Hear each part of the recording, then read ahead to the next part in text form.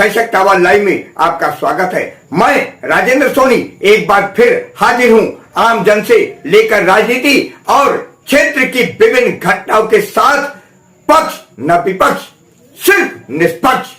भैया दूज के स्नेहमयी पर्व के अवसर पर समाज सेवी के साथ साथ करावल नगर में भारतीय जनता पार्टी के सशक्त दावेदार के रूप में उभर कर सामने आ रहे लक्ष्मण सिंह डबोला ने कहा, पवित्र बंधन के जरिए भाई बहन को एकजुट रखने वाले भैया दूज पर्व की मैं समस्त क्षेत्रवासियों को बधाई देने के साथ छठी मैया पूजन की बधाई देता हूँ। एक ट्रंच के जवाब में समाज सेवी लक्ष्मण सिंह डबोला ने कहा,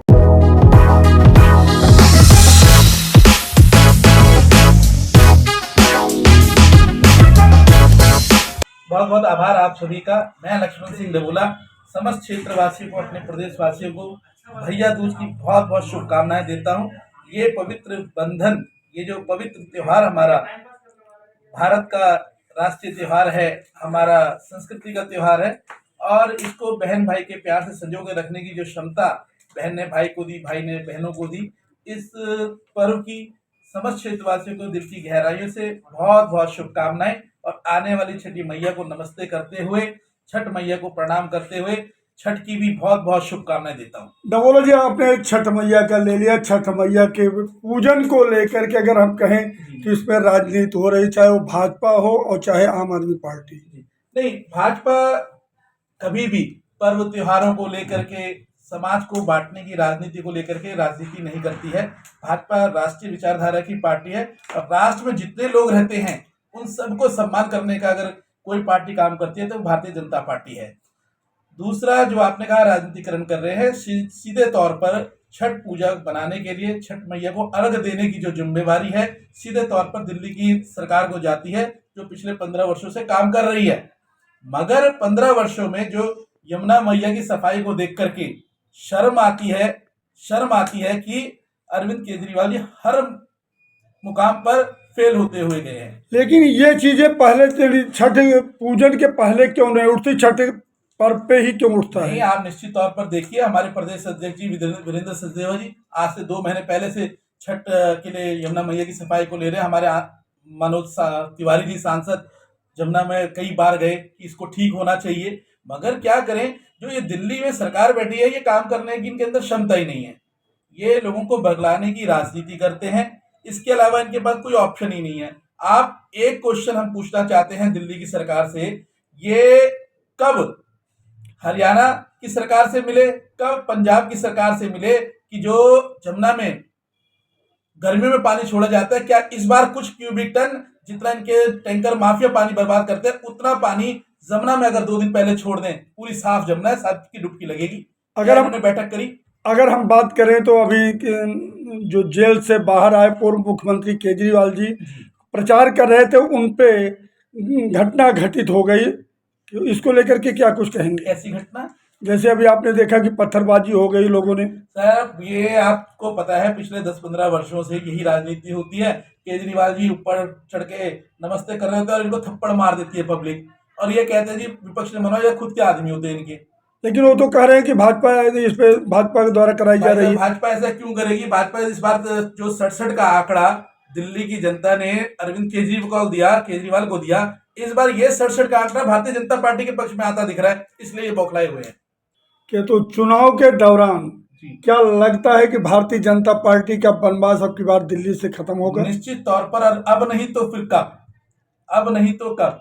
दिल्ली की जनता काफी त्रस्त है, चाहे वो बिजली को लेकर के हो, जल बोर्ड को लेकर के हो, यमुना मैया की सफाई को लेकर के हो, एमसीडी जैसे कार्यक्रम, जो एमसीडी पहले काम कर रही थी आज वो भी नहीं कर पा रही है। बिकॉज रीजन क्या है? फंड की प्रॉब्लम है। जब ये अरविंद केजरीवाल जी समझ चुके हैं केंद्र इनको फंड ही नहीं देती है, जब ये कहते हैं मुझे फंड ही नहीं दे रही है, हमेशा केंद्र के ऊपर आरोप लगाना केजरीवाल जी का एक रवैया बन गया है। तो क्यों ये इलेक्शन लड़ रहे हैं? इन्हें पता है अगले 5 साल, 4 साल, अगले 10 साल फिर केंद्र की सरकार ने रहना है, नरेंद्र मोदी जी ने काम करना है, तो इस बार छोड़ दो इलेक्शन को।